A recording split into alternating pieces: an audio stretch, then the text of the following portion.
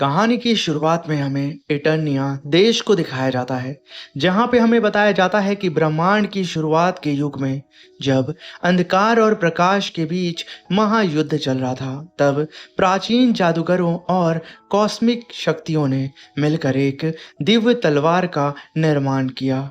इस तलवार में पूरे ब्रह्मांड की अद्भुत ऊर्जा को बंद कर दिया गया था, ताकि ये गलत हाथों में ना पड़े। इसका नाम पड़ा पावर ऑफ सॉर्ड। कहा जाता है कि जो भी इस तलवार का सच्चा अधिकारी बनता है, उसे असंभव शक्तियां प्राप्त होती हैं। यह तलवार सिर्फ एक हथियार नहीं, बल्कि ब्रह्मांड के संतुलन और रक्षा का प्रतीक है। और इसके अंदर मौजूद है ग्रे स्कल की शक्ति। और आज के समय में इटर्निया के अंदर सॉर्ड ऑफ पावर की सुरक्षा कर रही होती है जादूगरनी इरेसा, जो कि असल में उन जादूगरों की आखिरी पीढ़ी थी। और तभी हम इटर्निया की महारानी और उसके बेटे एडम को देखते हैं, जहाँ पे इटर्निया की महारानी अपने बेटे एडम को तैयार कर रही होती हैं कि वो जा कर के इटर्निया के कमांडर के साथ कुछ तलवारबाजी की क्लासेस सीख सके।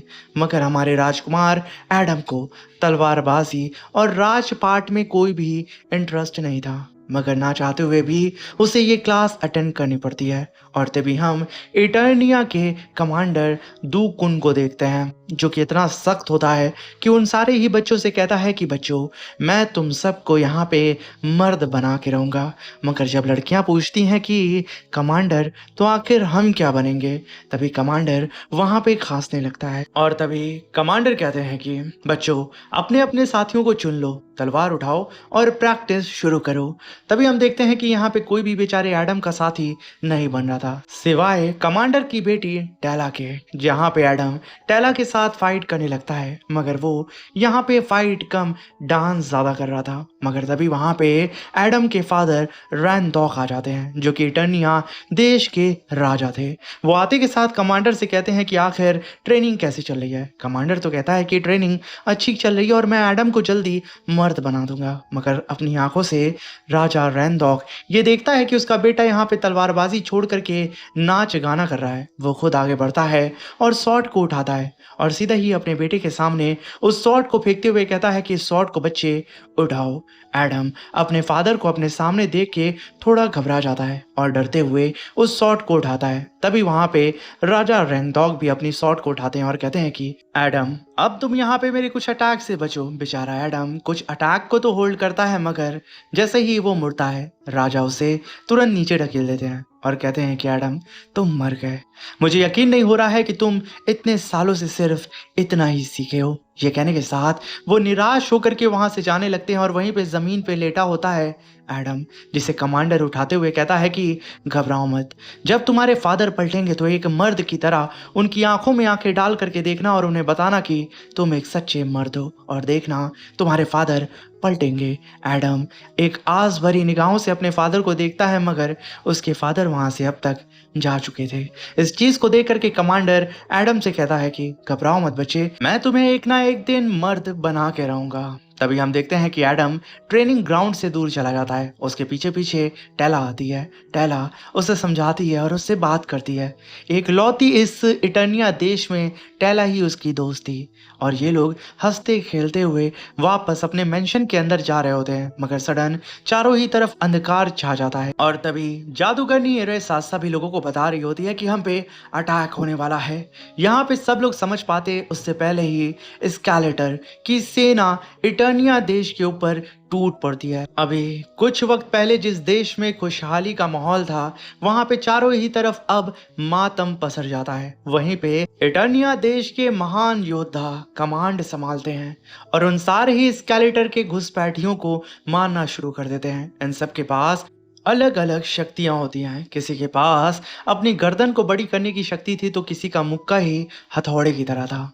मगर फिर भी राजा ये देख रहा होता है कि उसकी जो सेना है वो बहुत ही तेजी से हारते जा रही है, इसलिए कमांडर खुद अब राजा को किसी भी कीमत पे यहाँ से निकालने के लिए सोचता है। और वो उन्हें अपने साथियों के साथ लेकर के सुरक्षित सेफ जोन की ओर लेके जा रहा था और खुद अपनी गन को बाहर निकाल करके सभी दुश्मनों का सफाया करते हुए रास्ते को साफ करता है। मगर तभी कुछ सिपाही आकर के यहाँ पे कमांडर का रास्ता रोक लेते हैं। कमांडर उनसे लड़ता है, मगर तभी वहां पे स्केलेटर का कमांडर अपीयर होता है, जो कि असल में एक रोबोट था और हमारे कमांडर दुकुन का पुराना दुश्मन। अब यहाँ पे इन दोनों के बीच में फाइट होने लगती है और वहीं पे राजा कमांडर की बेटी और सभी लोगों को लेके वहां से भाग रहा था। तभी कमांडर उस रोबोट से फाइट करते हुए कहते हैं कि मैं इटर्निया का महान कमांडर हूं, जो कि आज तक कभी हारा नहीं। ये कहने के साथ वो यहाँ पे बहुत कड़ी टक्कर उस स्केलेटर के रोबोट कमांडर को दे रहे थे। इनफैक्ट एक वक्त ऐसा आता है कि वो उस रोबोट को मार मार के उसके मुंह से इंजन ऑयल को तक बाहर निकाल देते हैं। कमांडर इस फाइट को जीत चुके थे और वो अपनी शॉट को निकाल करके सीधे ही उस रोबोट की छाती में अपनी शॉट को उतार देते हैं। उन्हें लगता है कि अब ये टीन का डिब्बा यहाँ पे मारा जाएगा, क्योंकि जहाँ पे इंसानी दिल होता है कमांडर ने वहीं तो अटैक किया था। मगर तभी वो रोबोट अपनी एक गन को समन करके कमांडर के चेस्ट के ऊपर अटैक करके उसे जमीन पे पटक देता है। कमांडर जो कि आज तक कभी हारा नहीं था, वो हार गया था। तभी कमांडर की बेटी जल्दी से आकर के अपने फादर को लेकर के वहां से जाने लगती है, क्योंकि यहाँ पे चारों ही तरफ दुश्मनों ने बम प्लांट कर दिया था और वहीं पे राजा रैंगडॉक चारों ही तरफ से स्केलेटर और उसके साथियों से घिर चुका था। उसके पास भागने का अब कोई भी चारा नहीं था, इसलिए वो तुरंत अपनी बीबी और अपने बेटे को तुरंत जादूगरनी इरविसा के पास जाने के लिए बोलता है और इन सारे ही दुश्मनों को खुद रोकने के लिए रुक जाता है। राजा अपनी स्वॉर्ड को निकाल करके सारे ही दुश्मनों से लड़ना शुरू कर देता है, मगर कुछ देर के बाद अंधकार के सारे ही सिपाही राजा के ऊपर हावी पड़ जाते हैं और उसे घुटनों के बल ला करके बैठा देते हैं। राजा की स्वॉर्ड सीधा ही स्केलेटर की गर्दन पे जाके रुक जाती है और तभी स्केलेटर आगे बढ़ते हुए राजा के ताज को देखता है और कहता है कि आज से और अभी से इटर्निया का नया राजा बनता है मैं, और कौन? स्केलेटर, अंधकार का बेताब बादशाह। ये कहने के साथ वो राजा के ताज को लेके खुद पहन लेता है और वहीं पे रानी भागते हुए एडम को लेके जादूगरनी के पास आती है और उससे कहती है कि तुरंत मेरे बेटे को सॉर्ड ऑफ पावर के साथ इसे अर्थ पे यानी कि मेरे घर भेज दो। इस बात को सुनते ही वहां पे जादूगरनी एडम को आगे बढ़ने के लिए बोलती है और सॉर्ड ऑफ पावर को उठाने के लिए बोलती है। एडम जैसे ही उसे उठाता है, उसके अंदर एक अलग सी ऊर्जा दौड़ने लगती है। एडम के अंदर जैसे एक नई शक्ति पनपने लगती है और तभी वहां पे स्केलेटर अपनी पूरी सेना के साथ आ जाता है, क्योंकि उसे यहाँ पे किसी भी कीमत पे सॉर्ड ऑफ पावर चाहिए थी। इस चीज को देख करके जादूगरनी वहां पे एक पोर्टल को बनाती है और कहती है कि एडम जल्दी से चले जाओ। मगर तभी स्केलेटर आके कहता है कि चुपचाप वो सॉर्ड मुझे दे दो। जहाँ पे एडम की माँ उसे बचाने की कोशिश करती है, मगर स्केलेटर उसे अपनी बिजली से अटैक करके उठा के जमीन पे पटक देता है और वहीं पे जादूगरनी एडम को बचाने के लिए एडम के सामने स्पिरिचुअल बैरियर बना देती है और एडम से कहती है कि जल्दी से जल्दी उस सॉर्ड को लेकर के पोर्टल के अंदर चले जाओ और याद रखना ये सॉर्ड ही एक लौता मात्र रास्ता होगा तुम्हारे घर वापस लौटने का। एडम उस सॉर्ड को पकड़ के उस पोर्टल के अंदर एंटर कर जाता है, मगर अफसोस वो बच्चा उस सॉर्ड को छोड़ देता है। सॉर्ड अर्थ पे कहीं और गिरती और एडम खुद कहीं और गिरता है। सीन प्रेजेंट में आता है जहाँ पे एडम अपनी डेट को बता रहा होता है इन सारी कहानियों के बारे में, जहाँ पे वो ये भी बताता है कि उसका एक बोलने वाला शेर भी है और वो बिलोंग करता है इटर्निया वर्ल्ड से। इस बात को सुन करके उसकी डेट को लगता है कि ये तो ससुरा पगला गया है, इसलिए उसकी डेट भी वहां से चली जाती है। एडम जब अपने दोस्त के पास वापस आता है तो एडम का दोस्त कहता है कि अब ये मत कहना निठल्ले कि तूने यहाँ पे फिर से वही पुरानी कहानी अपनी डेट पे उस लड़की को सुनाई है। एडम हामी भरते हुए कहता है कि वो बात सच है। ये कहने के साथ एडम उठता है और वापस से अपने रूम के अंदर सोने के लिए चला जाता है और तभी हम एडम के रूम का सीन देखते हैं जहाँ पे उसने अपने हाथों से अपने मॉम डैड, अपनी सॉर्ड, अपने टाइगर और अपने इटर्निया देश की, अपने महल की हर एक चीज की फोटो बना के रखता है। वो उन सारी ही फोटो को देखते हुए सो जाता है और तभी सुबह हो जाती है। एडम जल्दी जल्दी उठता है और नहा धो करके गाड़ी को लेकर के ऑफिस के लिए निकल जाता है, जहाँ पे उसकी बॉस ऑफिस में सभी लोगों को ज्ञान दे रही होती है। समझ रहे हो ना कौन सा ज्ञान? मगर एडम अभी भी अपनी शॉट के ख्याल में डूबा होता है। वो कंप्यूटर पे बैठ के अपनी शॉट को देख ही रहा होता है, मगर तभी उसकी बॉस पीछे से आके कहती है कि एडम चुपचाप मेरे ऑफिस के अंदर आओ। एडम की इन हरकतों को देख के पूरा का पूरा ऑफिस एडम को पागल और सरफिरा समझ रहा होता है। बेचारा एडम बॉस की बात को सुनते हुए उससे मिलने के लिए उसके चैम्बर के अंदर जाता है। उसकी बॉस उससे हंसते हुए कहती है कि एडम तुम बेटा पगला गए हो। ऐसा है कि तुम अपनी इस शॉर्ट का पागलपन छोड़ दो या फिर मेरी ऑफिस से निकल जाओ। मगर तभी एडम के मोबाइल पे मैसेज आता है कि मैंने तुम्हारी शॉर्ट को देखा है। इस चीज को तो बॉस भी देख लेती है। तभी बॉस कहती है कि खबरदार, मोबाइल को अगर तुमने छुआ तो समझ जाना बेटे तेरी नौकरी गई। तभी एडम को मैसेज आता है कि $300 दो और मैं तुम्हें लोकेशन बता दूंगा कि आखिर तुम्हारी शॉर्ट कहाँ पे है। एडम एक बार सोचता है और उठ करके बॉस के चैम्बर से भाग जाता है, जहाँ पे बॉस कहती है कि बेटा तू तो नौकरी से गया। और तभी एडम एक बुक स्टोर के बाहर आके रुकता है, मगर जिस बंदे ने उससे मैसेज किया था उसने अपने हुलिये के बारे में उसे नहीं बताया था। इसलिए एडम एक गे के पास जाके बोलता है कि भाई तेरे पास मेरी स्वॉर्ड है क्या। अब उस गे को तो कुछ और ही लगता है, वो एडम को छूने लगता है और एडम वहां से भागते हुए किसी और बंदे के पास जाता है और सेम क्वेश्चन करता है। तभी एक मोटा सा बंदा आके बोलता है कि अबे तू ससुर का नाती पकलेट है क्या, मैंने तुझे मैसेज किया था, चल मेरे साथ आ, मैं तुझे तेरी स्वॉर्ड दिखाता हूँ। मगर तभी एक बंदा कहता है कि मेरे पास नाना पाटकर की स्वॉर्ड है, वो चाहिए क्या तुझे।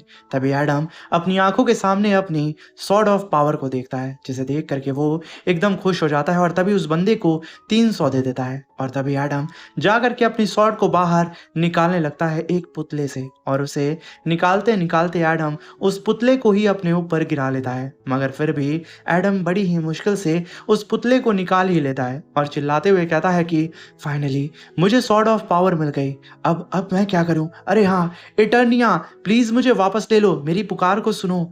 मगर उसकी बात कोई नहीं सुनता है, मगर उसके बावजूद एडम उस शॉट को लेकर के वहां से भागने लगता है। शॉप की ऑनर उससे कहती है कि अरे घोचू अपना नाम तो बता दे, मेरी शॉट लेके कहाँ जा रहा है। एडम उस शॉट को लेकर के अब अपने घर आ जाता है और उसे गले से लगा करके अपने बिस्तर पे ही सो जाता है। अगले दिन जब एडम उठता है तो उसके सामने 2 पुलिस ऑफिसर मौजूद होते हैं, जो कि एडम को पकड़ करके उसे थाने लेके जाने लगते हैं। मगर रास्ते में इतना ट्रैफिक जाम होता है कि पुलिस वाले भी अपनी गाड़ी से बाहर उतरते हैं और देखने की कोशिश करते हैं कि आखिर भाई यहाँ पे क्या बवाल चल रहा है। तभी वहां पे चारों ही तरफ अफरा तफरी मच जाती है, क्योंकि एक मंकी बीस्ट सबके ऊपर अटैक करने लगता है। एडम बेचारा पुलिस जीप के अंदर फंसा था, जहां पे वो बीस्ट आकर के एडम की कार के ऊपर अटैक करने लगता है। एडम शॉट को लेकर के बड़ी ही मुश्किल से अपनी जान को बचा के वहां से भागने लगता है, मगर वो मंकी बीस्ट एडम को दौड़ा दौड़ा के मार रहा होता है। एडम बेचारा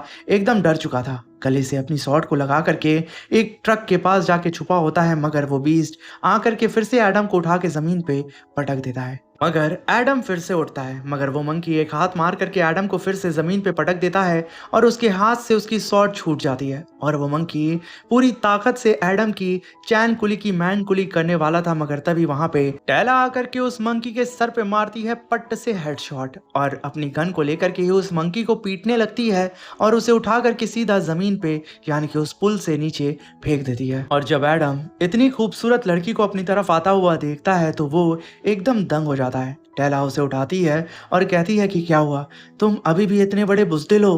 तभी एडम कहता है कि तुम टैला हो। तभी टैला कहती है कि हाँ अब उठ जाओ, वरना वो मंकी आकर के हमारी बैंड बजा देगा। मगर तभी वो मंकी आकर के टैला को जमीन पे पटक देता है और टैला के साथ फैमिली प्लानिंग करने की कोशिश कर रहा था। मगर तभी टैला गाड़ी के दरवाजे को खोल करके सीधा ही उस मंकी के बड़े दिमाग पे दे मारती है और खुद को बचा करके अपनी शॉट को लेकर के उस बेवकूफ एडम को लेके वहां से भागने लगती है और एक कार के पीछे आके छुप करके कहती है कि एडम क्या तुम यहाँ पे इस पुल से नीचे कूद सकते हो। एडम की इतनी फटी होती है कि वो बेचारा कांप रहा होता है, मगर तभी टैला पुल के नीचे कूद जाती है। अब इस चीज को देख करके तो एडम की पैंट गीली हो जाती है, वो समझ नहीं पाता है कि बेटे अब करूं तो करूं क्या। मगर लड़की के सामने इज्जत का सवाल था, एडम भी पीछे जाता है और एक लंबी छलांग लगा देता है, मगर सीधा मुंह के बल सीधा बीच रोड पे गिरता है। एडम की ऐसी हालत को देख करके टैला कहती है कि यकीनन तुम एडम ही हो, तुम अभी तक नहीं सुधरे। तभी टैला और एडम वहां से भागने लगते हैं, जहां पे टैला कहती है कि जल्दी से जल्दी हमें मेरी स्पेसशिप तक पहुंचना होगा। पीछे वो बीस्ट लगा होता है। तभी एडम कहता है कि स्पेसशिप, आखिर तुम बात क्या कर रही हो? तभी टैला कहती है कि बस आ जाओ। तभी टैला अपनी स्पेसशिप को एक पार्क के अंदर पार्क की होती है और तभी टैला और एडम स्पेसशिप के अंदर एंटर करने ही वाले होते हैं, जहां पे एडम कहता है कि देखा, मैंने तुम सबसे सच कहा था। मगर तभी वो बीस्ट आ जाता है। टैला तुरंत अपनी स्पेसशिप के दरवाजे को बंद करती है और तुरंत एडम को लेके वहां से निकलने लगती है। वो स्पेस जंप को तुरंत वहां पे एक्टिवेट करती है और एडम से कहती है कि बेवकूफ, तैयार रहना और कस के मेरी शिप को पकड़ लो। मगर यहाँ पे टैला का सबसे बड़ा सवाल होता है कि एडम, तुमने इतना लेट क्यों कर दिया हमसे कम्युनिकेट करने में? तभी एडम कहता है कि टैला, मुझसे मेरी स्वॉर्ड खो गई थी। तभी टैला कहती है कि एडम, तू सच में बहन का टका है। ये कहने के साथ यहीं पे ये शानदार सी मूवी का पहला पार्ट खत्म होता है। सेकंड और थर्ड पार्ट अगर आपको जल्दी देखना है तो 1 के लाइक और ज़्यादा से ज़्यादा कमेंट कंप्लीट कर दें। अब मिलते हैं इसके नेक्स्ट पार्ट में। Thank you for watching.